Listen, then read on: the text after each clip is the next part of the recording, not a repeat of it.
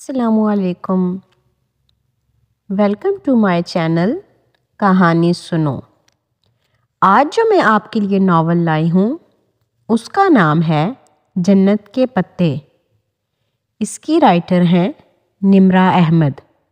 تو چلیے چلتے ہیں جنت کے پتے کی قسط نمبر 1 کی طرف۔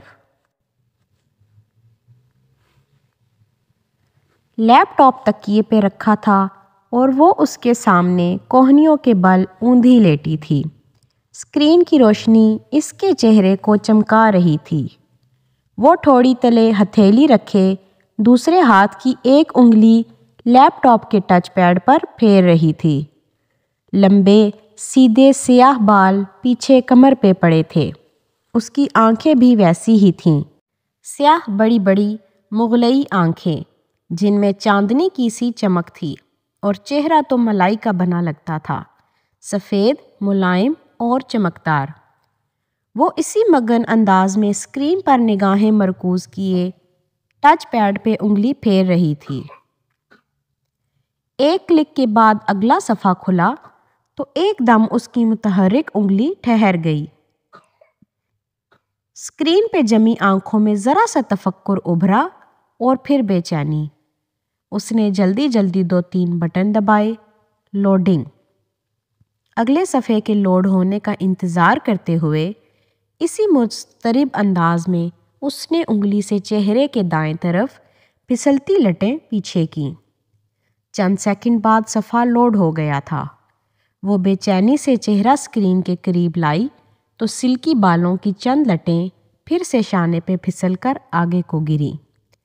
جیسے جیسے وہ پڑھتی گئی اس کی سیاہ آنکھیں حیرت سے پھیلتی گئیں، لب ذرا سے کھل گئے اور پورا وجود بے یقینی میں ڈوب گیا۔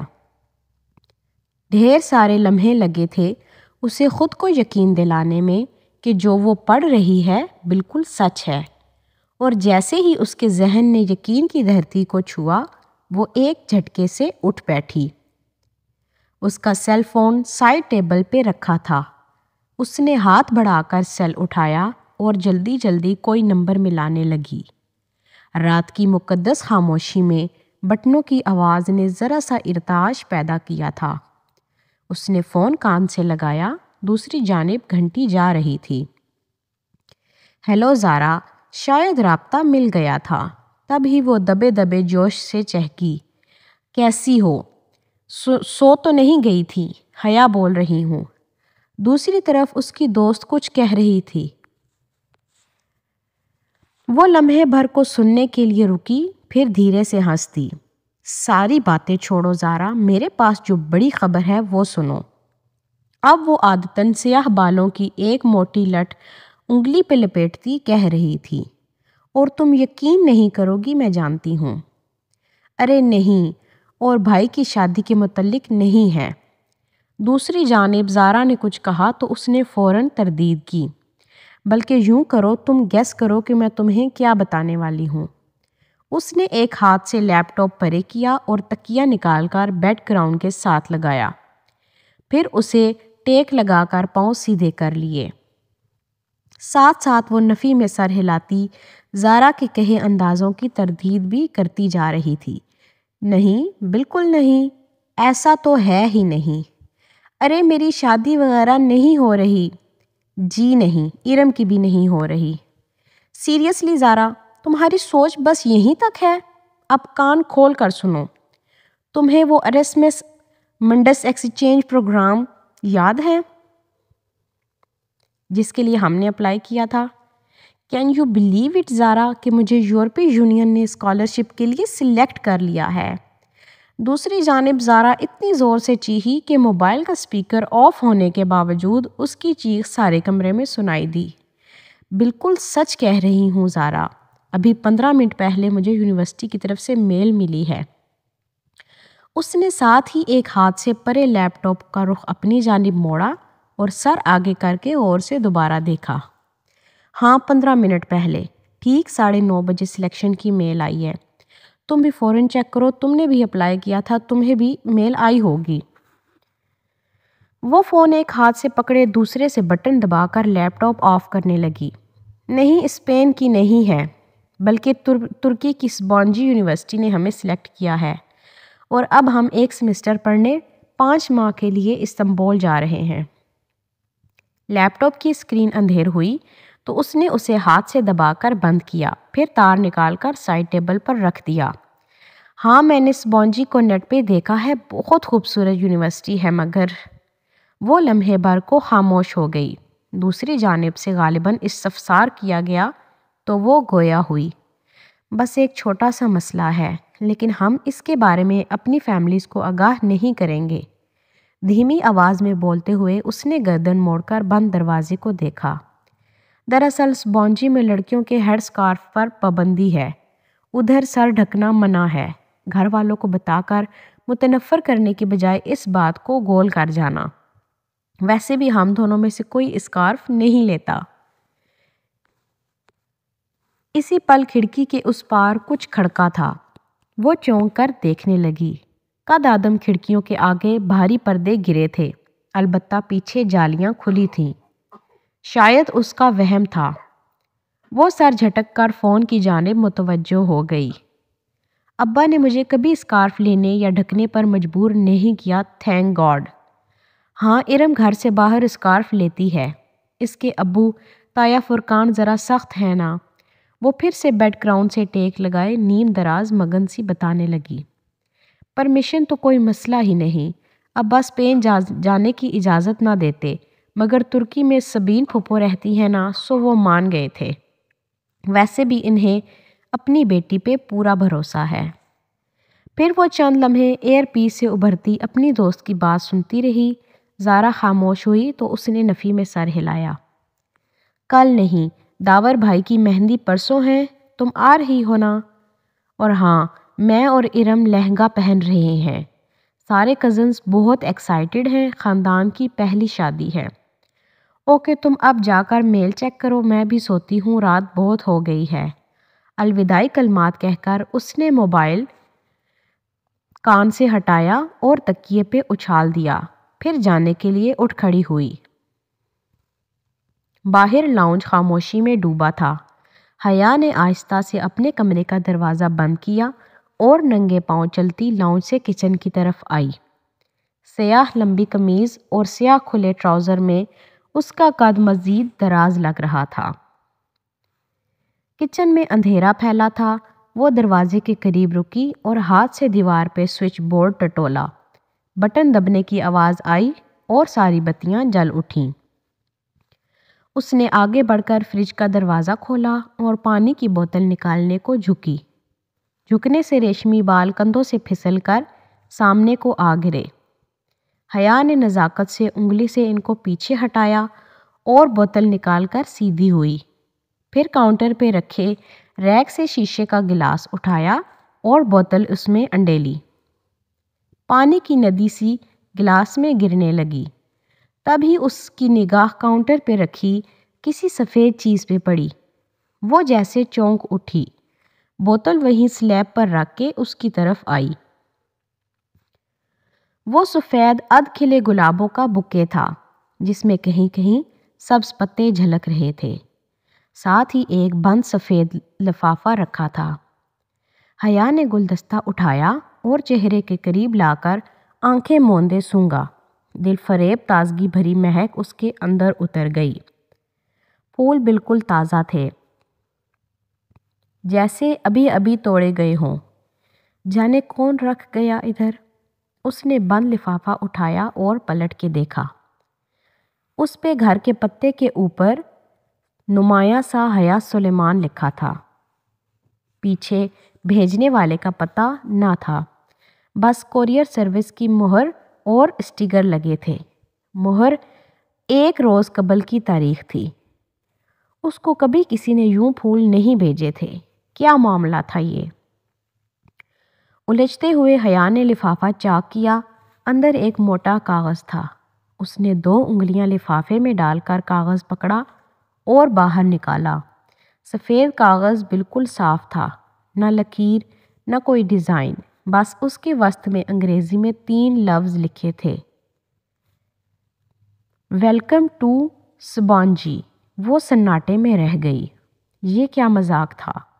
بھلا خط بھیجنے والے کو کیسے پتا کہ وہ سبونجی جا رہی ہے؟ خط پہ تو 1 روز قبل کی تاریخ تھی، جبکہ قبولیت کی وہ ای میل اسے ابھی 15 منٹ پہلے موصول ہوئی تھی۔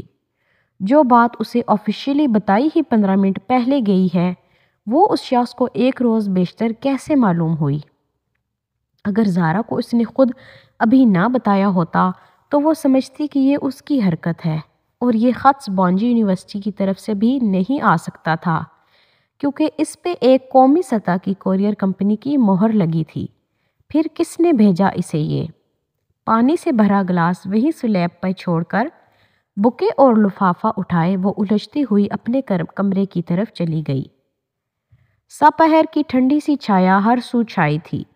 وہ پرس کندھے سے لٹکائے باریک ہیل سے چلتی پورچ میں کھڑی اپنی کار کی طرف آئی، جو تھی تو اس کے بھائی روہیل کی، مگر اس کی پڑھائی کی غرض سے امریکہ چلے جانے کے بعد حیا کی ملکیت تھی۔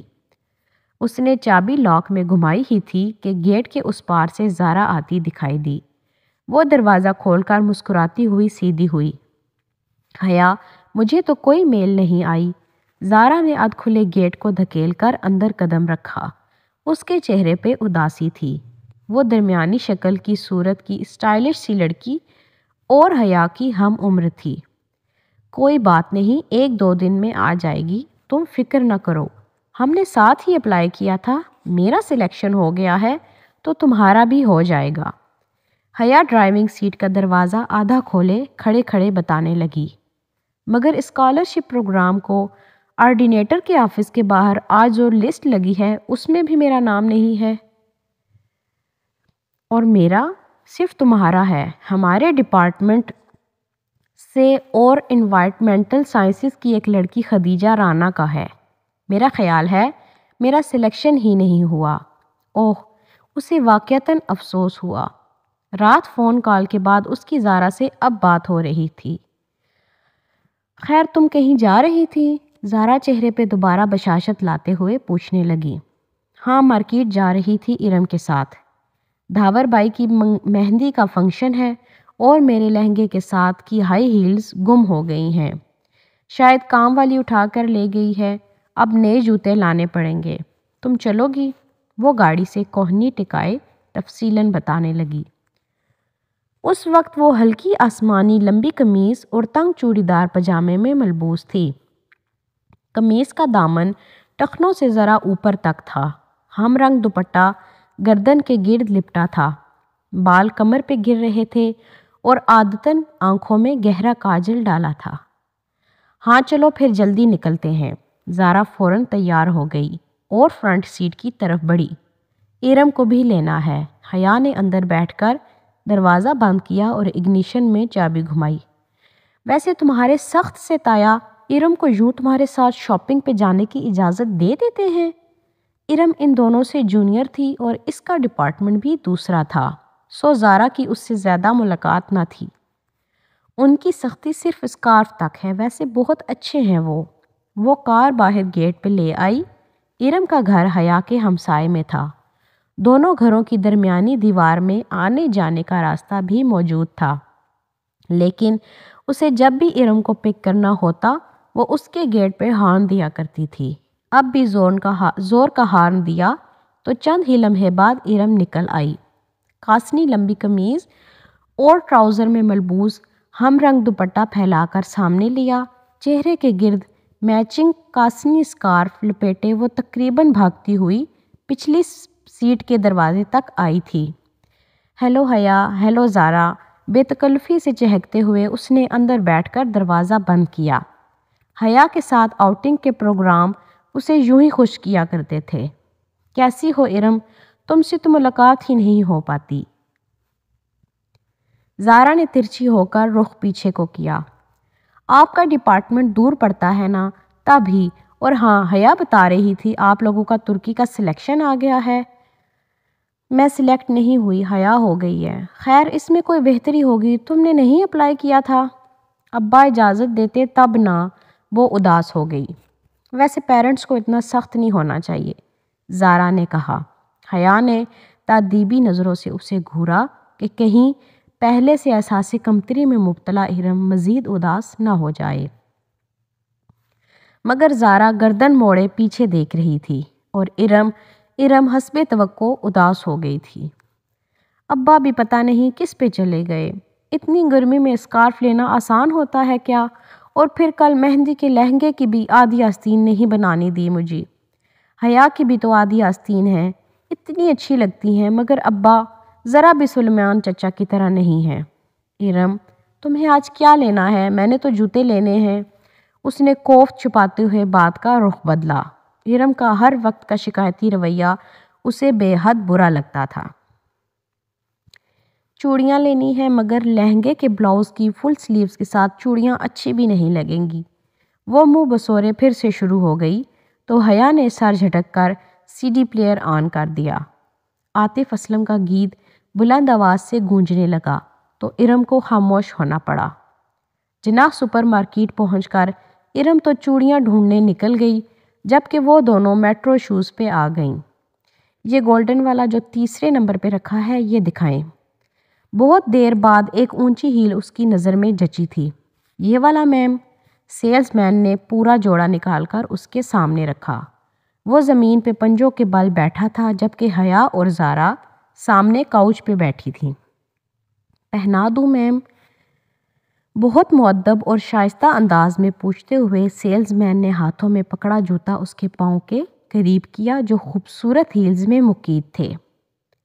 मेरे हाथ नहीं टूटे हुए, मैं खुद पहन सकती हूँ। जी श्योर, ये लीजिए। सेल्समैन ने मुस्कुराकर जूता उसकी तरफ बढ़ाया। उसने उसे यूं पकड़ रखा था कि उसे थामते हुए हया की उंगलियां लाजमन उसके हाथ से मस होती। सामने रख दो, मैं उठा लूँगी। उसके रूखे लहजे पे सेल्समैन ने ज़ेरे लब कुछ गुनगुनाते हुए जूता सामने रख दिया। फिर बिल की अदायगी के बाद काउंटर पे खड़े लड़के ने बकाया रकम उसकी तरफ बढ़ाई तो हया ने देखा चंद नोटों के ऊपर 5 का सिक्का रखा था और लड़के ने सिक्के को यूं पकड़ रखा था जैसे सेल्समैन ने जूते को, ताकि उसे थामते वक्त लाजमन उसका हाथ टकराए। शुक्रिया। हया ने नोट किनारे से पकड़कर खींचे। सिक्का लड़के के हाथ में रह गया। मैम, आपका सिक्का। लड़के ने फातिहाना अंदाज में सिक्का उसकी जानिब बढ़ाया कि अब तो लाजमी पकड़ेगी, और ये सामने रख दें, सदके के बॉक्स में डाल दो। वो बेनियाजी से शॉप पर थामे पलट गई। ज़ारा ने बेइख्तियार कहकहा लगाया। उस लड़के की शक्ल देखने वाली थी हया। दिल तो कर रहा था उसकी उसी शक्ल पे शॉप के सारे जूते दे मारूं। मालूम नहीं हमारे मर्दों की जहनियत कब बदलेगी। यूं घूरते हैं जैसे कभी लड़की देखी ही ना हो। वो तनफ्फुर से नाक सिक्योरिटी गुस्से में बोलती ज़ारा के साथ सीढ़ियाँ उतर रही थी। जब करीब से आवाज़ आई तो इतना बन सवर कर बाहर ना निकला करो बीबी। वो चौंक कर आखिरी सीढ़ी पे ठहर गई। वो एक मुअम्मर खातून थी, बड़ी सी चादर लपेटी नागवारी भरी निगाह उस पे डालकर आहिस्ता आहिस्ता ऊपर जीने चढ़ रही थी। एक तो लोगों को राह चलते तबलीग करने का बहुत शौक होता है। वो और भी बहुत कुछ कहती, मगर ज़ारा उसको कोहनी से थामे वहाँ से ले आई। तभी इरम सामने से आती दिखाई दी। उसका सीने पे फैला दुपट्टा अब सिमट कर गर्दन तक आ गया था। उसने कुछ ख़ास शॉपिंग नहीं की थी। शायद वो सिर्फ उनके साथ आउटिंग पे आई थी। मेट्रो से वो स्कोप चली आई कि कुछ हल्का फुल्का खा ले। रात की दावत तो ताया फुरकान की तरफ थी, जो वो बेटे की शादी के लिए जमा हुए ख़ानदान वालों के लिए दे रहे थे। मेरे लिए पाइनएप्पल स्लश मंगवा लेना, मैं ज़रा बेकरी से कुछ ले लूँ। इरम झट बाहर को लपकी। हया ने गहरी सांस लेते हुए अपनी जानिब का शीशा नीचे किया। सर्द हवा का थपेड़ा तेज़ी से अंदर आया था, मगर इतनी सर्दी में स्लश पीने का अपना मज़ा था। वो पार्किंग लॉट में मौजूद थीं और ठंडी हवा ने सारी जगह को घेर रखा था। मगरिब हो चुकी थी और हर तरफ अंधेरा सा था। इरम खासी कम्प्लेक्स लगती है, नहीं? इरम दूर हो गई तो ज़ारा उसकी तरफ घूमी। और तुम उसके उन्हीं कम्प्लेक्सेस को हवा दे रही थी? वो उल्टा उसी पे खफा हुई। ताया फुरकान सिर्फ स्कार्फ की सख्ती करते हैं। वो बस इतनी सी बात पे खुद तरसी का शिकार है, और तुम भी उसका साथ दे रही थी। मैंने सोचा कि बेचारी نہیں ہے وہ بیچاری، اب اس کو بھی یہی سمجھانا کہ خواہ خواہ کی خود ترسی سے نکل آئے یار۔ حیا کو خواہ خواہ ہی پتہ نہیں کیوں غصہ آ رہا تھا، اور وہ غصے میں زارا پر بھی تھوڑا سا غصہ کر گئی۔ ویٹر ہاتھ میں کارڈ پکڑے حیا کی طرف کھلے شیشے کے باہر آ چکا تھا۔ تمہیں یاد ہے زارا، پچھلے سال جب یونیورسٹی والوں نے ہمیں ترکی کے ٹرپ کی آس دلائی تھی اور آخر میں پہنچ کر سارا پروگرام ہی کینسل کر دیا تھا؟ آرڈر لکھوا کر وہ شیشہ اوپر چڑھاتے ہوئے یاد کر کے کہنے لگی، میں تو اتنی مایوس ہو گئی تھی کہ سوچا بھی نہ تھا کہ کبھی ترکی جا سکوں گی۔ اس کی آواز میں بڑے جوش کی خوشی در آئی تھی۔ زارا اور وہ انٹرنیشنل اسلامک یونیورسٹی میں LLB آنرز شریعہ اینڈ لا کے 5ویں سال میں تھیں۔ ان کا 7واں سیمسٹر درمیان میں تھا جب یورپی یونین کی اسپانسرڈ اسکالرشپ کا اعلان ہوا، جس کے تحت یورپ اور ایشیا کی یونیورسٹیز کے مابین طلباء کا تبادلہ ہونا تھا۔ یوں چند ماہ کے لیے یہاں سے کچھ طلباء یورپ کی یونیورسٹی جائیں گے اور ایک سیمسٹر پڑھ کر واپس آ جائیں گے۔ جب یورپین یونیورسٹیز میں درخواست دینے کی باری آئی تو اسے ترکی کی سبونجی یونیورسٹی کا فارم سب سے آسان لگا، مگر پھر ایک ہسپانوی یونیورسٹی میں بھی ساتھ ہی اپلائی کر دیا، اور اب بالآخر سپونجی نے اسے منتخب کر لیا تھا۔ ادھر 7واں سیمسٹر پورا کر کے اسے فروری میں 5 ماہ کے لیے ترکی جانا تھا۔ ابھی دسمبر چل رہا تھا، جہاں اس کے اپنے مضامین شریعہ اینڈ لا تو نہ تھے کہ ترکی کا قانون پاکستان کے قانون سے مختلف تھا، 5 ماہ کے لیے وہ اپنی مرضی سے کوئی بھی مضمون پڑھ سکتی تھی۔ پھر واپس پاکستان آ کر اسے LLB کا 8واں سیمسٹر شروع کرنا تھا۔ کتنا مزہ آئے حیا، اگر کوئی رومانٹک سا ہینڈسم سا ہم سفر تمہیں مل جائے تو تمہارا سفر کتنا خوبصورت ہو جائے گا۔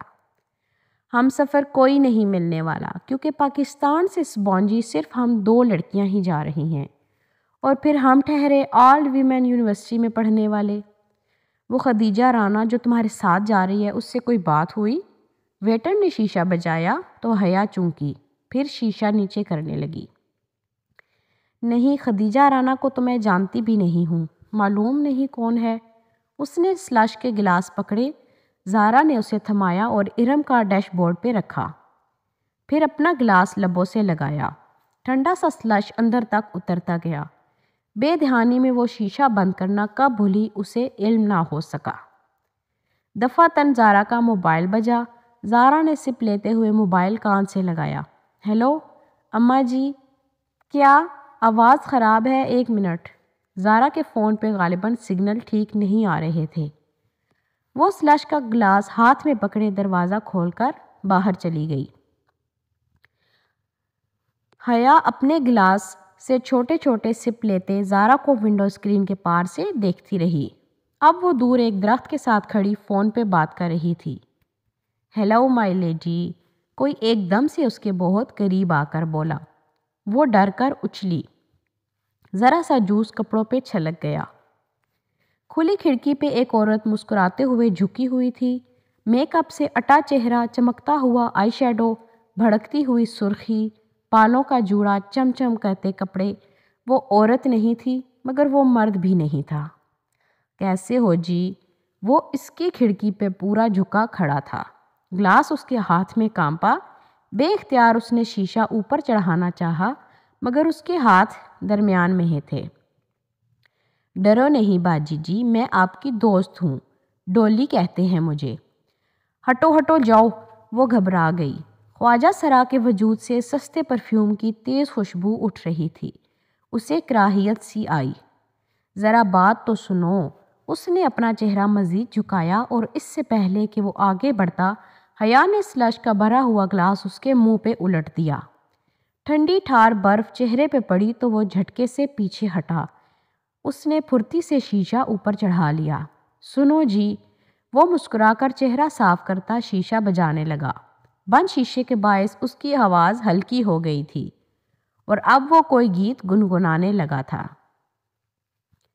کپ کپاتے ہاتھوں سے اس نے اگنیشن میں چابی گھمائی اور گاڑی وہاں سے نکال لائی۔ بیکری کے داخلی دروازے کے سامنے کار لا کر اس نے پلٹ کر دیکھا۔ وہاں درختوں کے ساتھ وہ ڈولی نامی خواجہ سرا ابھی تک کھڑا تھا۔ وہ اس کے پیچھے نہیں آیا تھا اور اب گا بھی نہیں رہا تھا، بس خاموشی گہری نظروں سے اسے دیکھ رہا تھا۔ اسے بے اختیار جھرجھری سی آئی۔ کہاں رہ گئیں یہ دونوں؟ اس نے جھنجھلا کر ہارن پہ ہاتھ رکھ دیا، پھر گردن موڑ کر دوبارہ دیکھا۔ وہ ابھی تک اسے ہی دیکھ رہا تھا۔ ارم اور زارا کو ڈراپ کر کے وہ سیدھی اپنے کمرے میں آئی تھی۔ ڈنر کا وقت ہونے والا تھا۔ اس نے یہ کپڑے ڈنر کی مناسبت سے ہی پہنے تھے، مگر جوس چھلکنے سے ذرا سا داغ پڑ گیا تھا۔ اس نے جلدی سے دوپٹے کا وہ حصہ دھو کر استری کیا۔ اسے رہ رہ کر وہ خواجہ سرا یاد آ رہا تھا۔ اس برادری کے لوگ اکثر آ کر پیسے مانگتے تھے، مگر ایسی حرکت تو کبھی کسی نے نہیں کی تھی۔ اس خواجہ سرا کی عجیب نگاہیں اور انداز اسے پھر سے جھرجھری آئی۔ پھر جب اپنی تیاری سے مطمئن ہو کر وہ باہر آئی اور لابی کا دروازہ کھولا تو پاؤں کسی چیز سے ٹکرایا۔ وہ چونک گئی۔ دروازے کے ساتھ فرش پہ سفید ادھ کھلے گلابوں کا بکے پڑا تھا۔ وہ جھکی اور بکے اٹھایا۔ ساتھ میں ایک بند لفافہ بھی تھا۔ وہ دونوں چیزیں اٹھا کر سیدھی ہوئیں اور لفافہ کھولا، جس پہ مس حیا سلیمان لکھا تھا۔ اندر وہی سفید بے سطر چوکور کاغذ تھا۔ اس کے وسط میں اردو میں لکھا تھا، امید کرتا ہوں کہ آپ کا آج کا ڈنر اچھا گزرے گا۔ اس نے لفافہ پلٹ کر دیکھا۔ کہیں بھی کچھ بھی نہیں لکھا تھا، بس لفافے پہ گزشتہ روز کی مہر لگی تھی۔ یہ کون تھا اور کیوں اسے پھول بھیج رہا تھا؟ وہ بکے اور خط کمرے میں رکھ کر سارے معاملے پہ الجھتی باہر آئی۔ تایا فرقان کے گھر خوب چہل پہل لگی تھی۔ لاؤنج میں سب کزنز بیٹھے تھے۔ ایک طرف خواتین کا گروہ خوش گپیوں میں مشغول تھا۔ مرد حضرات یقیناً ڈرائنگ روم میں تھے۔ ان کے خاندان میں کزنز کی بے تکلفی کو بری نظر سے نہیں دیکھا جاتا تھا۔ تایا فرقان چاروں بہن بھائیوں میں سب سے سخت تھے۔ ان کی سختی ارم کے سکارف لینے اور گھر سے باہر لڑکوں سے بات کرنے پہ تھی۔ ارم اور باقی کزنز بھی عموماً اپنے کزنز کے سوا باہر کے کسی لڑکے سے بات نہیں کرتی تھیں۔ حیا اور ارم تو پڑھتی بھی آل ویمن یونیورسٹی میں تھیں۔ ہاں، دوسرے چچا اور خود سلیمان صاحب مستقبل میں اپنے بچوں کی شادیاں یقیناً مکسڈ گیدرنگ میں رکھیں گے، یہ سب کو معلوم تھا۔ ان کا خاندان زیادہ بڑا نہ تھا۔ وہ لوگ 3 بھائی اور 1 بہن تھے۔ تایا فرقان سب سے بڑے تھے۔ داور، فرخ اور ارم ان کے بچے تھے۔ فرخ میڈیکل کر چکا تھا اور آج کل پولی کلینک سے ہاؤس جاب کر رہا تھا۔ وہ حیا سے 3 سال بڑا تھا۔ سمی فرخ سے سال بھر چھوٹا تھا اور MBA کے بعد جاب کر رہا تھا۔ ارم حیا سے سال بھر چھوٹی تھی۔ آج کل سب سے بڑے داور کی شادی تیار تھی۔ تایا فرقان کے بعد سلیمان صاحب تھے۔ حیا ان کی اکلوتی بیٹی تھی اور روہیل اکلوتا بیٹا۔ روہیل پڑھائی کے سلسلے میں امریکہ میں ہوتا تھا۔ اب ان کے گھر میں سلیمان صاحب، فاطمہ بیگم اور حیا، بس یہی تینوں تھے۔ پھر زاہد چچا تھے۔ ان کی بڑی 2 جڑواں بیٹیاں مہوش اور سہرش تھیں۔ پھر بیٹا رضا انجینئر تھا۔ سب سے چھوٹی بیٹی ثنا O لیول کر رہی تھی۔ اس وقت سوائے روہیل کے جو امریکہ میں تھا اور داور بھائی کے جو غالباً ڈرائنگ روم میں تھے، باقی تمام لڑکے لڑکیاں لاؤنج میں موجود تھے۔ لڑکیاں کارپٹ پہ دائرہ بنا کر بیٹھی تھیں۔ ارم کے ہاتھ میں ڈھولک تھی۔ اس کا دوپٹہ سر سے ڈھلک کر کندھے پہ آ گیا تھا۔ اگر ابھی تایا فرقان آ جاتے تو وہ فوراً اس کو سر پہ لے لیتی، اور وہ مہوش، سہرش اور ثنا کے ہمراہ سر ملا رہی تھی، جبکہ رضا، فرخ اور سمی اوپر کرسیوں پہ بیٹھے مذاقن لڑکیوں کی طرف فکرے اچھال رہے تھے۔ ہیلو ایوری ون، وہ سینے پہ ہاتھ باندھے چلتی ہوئی ان کے قریب آ کر رکی تو سب کی نگاہیں اس کی جانب اٹھیں۔ سفید چہرے کے دونوں اطراف میں گرتے سیدھے سیاہ بال اور بڑی بڑی کاجل سے لبریز آنکھیں۔ وہ تھی ہی اتنی حسین کہ ہر اٹھی نگاہ میں ستائش امڑ آئی۔ حیا کیسی ہو؟ آؤ چلو ان لڑکوں کو ہراتے ہیں، آؤ بیٹھو نا۔ بہت سی آوازیں اس سے ٹکرائیں، مگر اس نے بے نیازی بھری مسکراہٹ سے شانے اچکائے۔ پہلے میں سائمہ تائی کی کچن میں ہیلپ کروا دوں۔ اس نے ارم کی امی کا نام لیا جن کو اس نے آتے ہوئے اٹھ کر کچن کی طرف جاتے دیکھا تھا۔ سائمہ تائی نے یقیناً اس کو آتے نہیں دیکھا تھا ورنہ اسے بلوا لیتی۔ ارم سے زیادہ سمجھدار تو بقول ان کے حیا تھی۔ سائمہ تائی کے پیچھے زاہد چچا کی بیگم عابدہ چچی بھی چلی گئی تھی۔ اب صوفے پہ حیا کی امی فاطمہ بیگم تنہا بیٹھی تھیں۔ اماں میں ذرا سائمہ تائی کے ساتھ ہیلپ کروا دوں۔ ان کو اپنی طرف دیکھتا پا کر اس نے اپنی بات دہرائی تو انہوں نے مسکرا کر سر ہلایا۔ وہ مطمئن سی آگے بڑھ گئی۔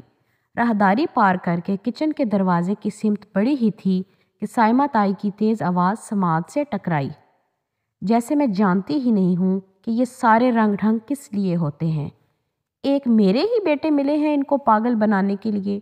وہ بے اختیار 2 قدم پیچھے دیوار سے جا لگی۔ یہ سائمہ تائی کس کی بات کر رہی تھی؟ تبھی میں کہوں بھابھی کہ رضا کیوں ہر وقت حیا حیا کرتا ہے؟ وہ عابدہ چچی تھی۔ اپنے نام پہ وہ چونک سی گئی۔ وہ کہہ رہی تھی پچھلی دفعہ جب ہم سلیمان بھائی کے گھر کھانے پہ آئے تھے تو کیسے نک سک سے تیار پھر رہی تھی، تب سے رضا میرے پیچھے پڑا ہے کہ حیا کا رشتہ مانگے۔ اس لڑکی کو لڑکوں کو متوجہ کرنے کا فن آتا ہے عابدہ۔ کتنی مشکل سے داور کے دل سے اس کا خیال نکالا تھا میں نے اور فرقان نے۔ وہ تو اڑ ہی گیا تھا کہ شادی کرے گا تو صرف حیا سے، مگر جب فرقان نے سختی کی کہ بھلا ایسی بے پردہ اور آزاد خیال لڑکی کو ہم اپنی بہو بنا کر لے آئیں، ہم نے اپنی آخرت بگاڑنی ہے کیا، تب کہیں جا کر وہ مانا۔ مگر اب فروخ کیا کروں میں اس لڑکے کا؟ یہ ابھی بھی اس طرح کیل کانٹوں سے لیس ہو کر آ جائے گی اور فروخ پھر اس کے جانے کے بعد ضد پکڑ لے گا۔ اب میری ارم بھی تو ہے، مجال ہے کہ سر پہ دوپٹہ لیے بغیر گھر سے نکلے۔ سائمہ تائی فخر سے کہہ رہی تھیں اور وہ دھواں دھواں ہوتے چہرے کے ساتھ بمشکل دیوار کا سہارا لیے کھڑی تھی۔ اسے لگا اگر اس نے مزید کچھ سنا تو اس کے اعصاب جواب دے جائیں گے۔ بدقت اپنے وجود کو سنبھالتے وہ واپس پلٹ آئی۔ کسی بات پہ ہنستے ہوئے فروخ کی نگاہ اس پہ پڑی جو راہداری سے چلی آ رہی تھی۔ اس کی ہنسی تھم گئی۔ وہ بے اختیار مسکرا دیا۔ قبول صورت سا فروخ جس کی رنگت ٹف روٹین کے باعث مزید سنولا گئی تھی، مگر مسئلہ اس کی واجبی شخصیت یا حیا کی بے پردگی کا نہ تھا۔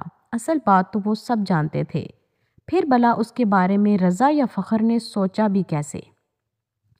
وہ ایک سپاٹ نگاہ فروخ پہ ڈال کر چپ چاپ فاطمہ بیگم کے ساتھ صوفے پہ آ بیٹھی۔ تمہیں کیا ہوا؟ انہوں نے غور سے اس کے چہرے کو دیکھ کر پوچھا۔ کچھ نہیں اماں، وہ بدقت خود کو نارمل کر پائی۔ فاطمہ مطمئن ہو گئیں اور وہ سائمہ تائی کے بارے میں سوچنے لگی، جن کا حیا میری جان کہتے منہ نہ تھکتا تھا، اور تایا فرقان کے لیے تو وہ وہی بڑی بیٹی تھی، لیکن اندر سے ان لوگوں کے ایسے خیالات ہوں گے وہ گمان بھی نہیں کر سکتی تھی۔ اور وہ پھول، وہ بھی رضا یا فروخ میں سے ہی کسی نے بھیجے ہوں گے۔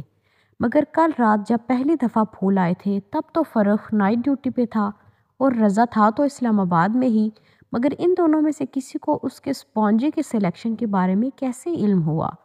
شاید جب وہ زارا کو فون پہ بتا رہی تھی تب کھڑکی کے باہر کچھ کھڑکا تھا۔ وہ جو کوئی بھی تھا یقیناً اس نے کھڑکی کے باہر سے ساری بات سن لی ہوگی، اور سن کر ہی وہ خط لکھ کر پھولوں کے ساتھ ادھر رکھا ہوگا۔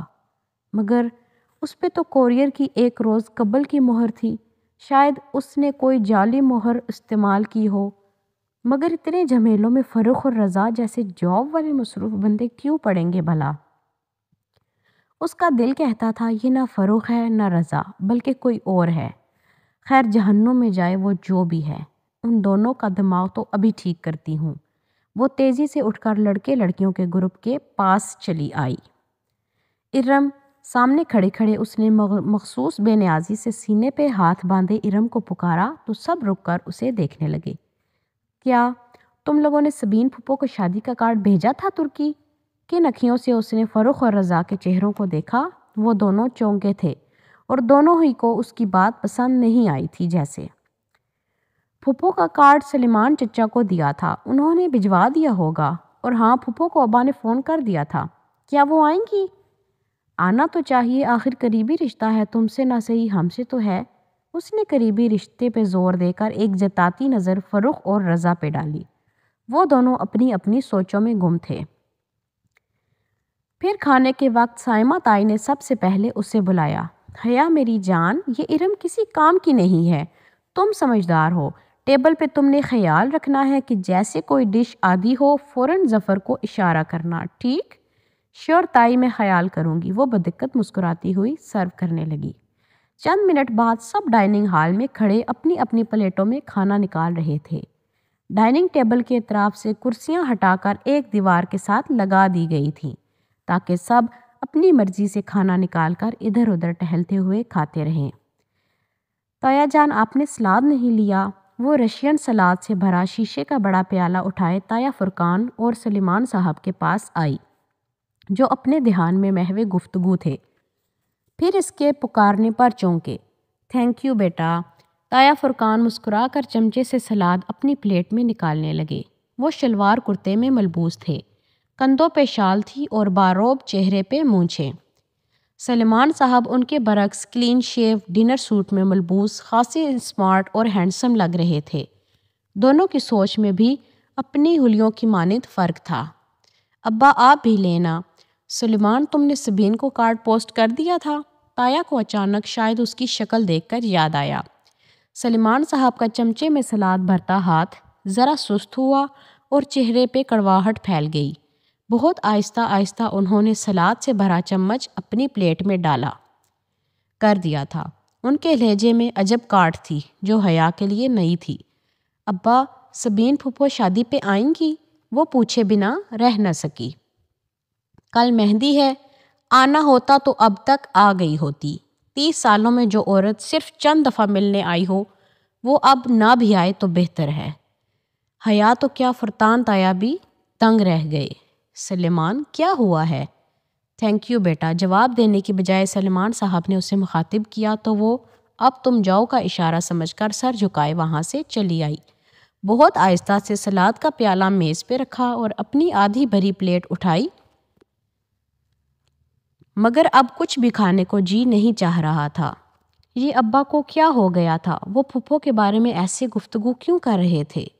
پھر وہ رہ نہیں سکی، اپنی پلیٹ لیے اس ستون کے پیچھے کھڑی ہوئی جس کی دوسری جانب تایا اور ابا کھڑے تھے، بظاہر اپنی پلیٹ پہ سر جھکائے اس کے کان انہی کی طرف لگے تھے۔ حیا کے لیے عمیر لغاری نے اپنے بیٹے کا پروپوزل دیا ہے۔ سلیمان صاحب نے اپنے دوست اور اپنی کمپنی کے شیئر ہولڈر کا نام لے کر کہا اور اس کے ہاتھ میں پکڑی پلیٹ لرز گئی، دل سہم اٹھا۔ یہ کیا کہہ رہے ہو؟ تایا فرقان ششدر رہ گئے تھے۔ بھائی اس میں حیرت کی کیا بات ہے؟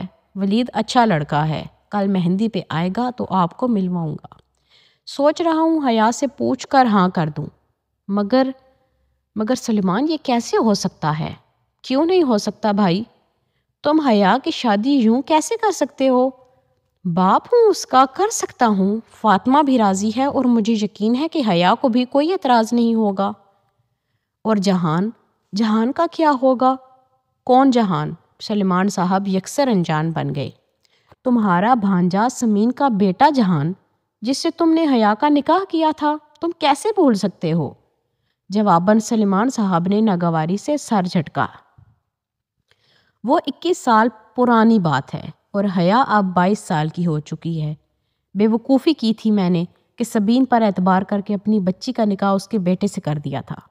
کیا ان 21 برسوں میں کبھی سبین نے مڑ کر پوچھا کہ اس نکاح کا کیا بنا یا کیا بنے گا؟ زیادہ سے زیادہ وہ 6 ماہ میں ایک بار فون کر لیتی ہے اور 3 منٹ بات کر کے رکھ دیتی ہے۔ آپ کو واقعی لگتا ہے کہ وہ لوگ اس رشتے کو قائم رکھنا چاہتے ہیں؟ مگر سبین تو سکندر کی وجہ سے، تم جانتے ہو وہ الٹے دماغ کا شخص، میں کیسے مان لوں کہ صرف اپنے مغرور اور بد دماغ شوہر کی وجہ سے وہ اپنے بیٹے کا نکاح بھول سکتی ہے؟ اتنے برس بیت گئے، اس نے پھر کبھی رشتے یا شادی کی بات منہ سے نہیں نکالی۔ میں اس سے کیا امید رکھوں؟ مگر جہان تو اچھا لڑکا ہے، تم اس سے ملے تو تھے پچھلے سال جب تم استنبول گئے تھے۔ جی جہان سکندر اچھا لڑکا، مائی فٹ۔ انہوں نے تلخی سے سر جھٹکا۔ اس کے تو مزاج ہی نہیں ملتے، وہ ترکی میں پیدا ہوا ہے، اس نے کبھی پاکستان کی شکل نہیں دیکھی۔ نہ اسے اردو آتی ہے نہ پنجابی۔ کبھی ان تمام برسوں میں اس نے اپنے کسی ماموں کا حال پوچھا، کبھی فون کیا؟ میں یہ سب بھول جاتا، مگر جب میں پچھلے سال استنبول گیا تو کیا آپ یقین کریں گے بھائی کہ میں 18 روز وہاں رہا۔ میں روز سبین کے گھر جاتا تھا، سکندر تو ملا ہی نہیں، اور جہان آخری روز مجھ سے ملا، اور وہ بھی 15 منٹ کے لیے بس، وہ بھی جب اس کی ماں نے اس سے کہا تب۔ اب آپ مجھے بتائیں خود ہی کہ پھر اس کا کیا حل ہو۔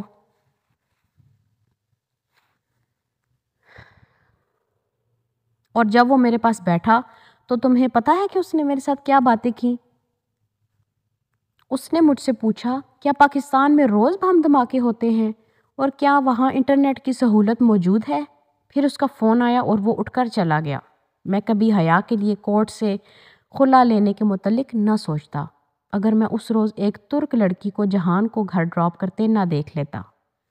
جب میں فلائٹ پکڑنے سے قبل سبین کو خدا حافظ کہنے گیا تھا، اس لڑکی کے ساتھ اس کی بے تکلفی اللمان، وہ سکندر شاہ کا بیٹا ہے اور وہ اپنے باپ کا ہی پرتو ہے۔ میں سمجھتا تھا کہ اگر احمد شاہ جیسے عظیم انسان کا بیٹا ہو کر سکندر اس کے برعکس نکلا تو ویسے ہی جہان بھی اپنے باپ کے برعکس نکلے گا اور ایک اچھا انسان ہوگا، مگر نہیں، وہ اسی مغرور آدمی کا مغرور بیٹا ہے۔ حیا کون ہے، اس کا ان سے کیا تعلق ہے، یہ بات نہ جہان کو یاد تھی نہ سبین کو۔ سبین تو یہ ذکر کرتی ہی نہیں۔ اب میں اپنی بیٹی کو زبردستی ان کے گھر بھیج دوں کیا؟ خیر، کل ولید سے ملواؤں گا آپ کو، اب جو رشتہ بھی اچھا لگا میں حیا کی ادھر شادی کر دوں گا۔ اور اب اس میں مزید سننے کی تاب نہیں تھی۔ وہ سفید چہرہ لیے بوجھل قدموں سے چلتی ان سے دور ہٹ گئی۔ یہ قسط یہیں پر اختتام پذیر ہوتی ہے۔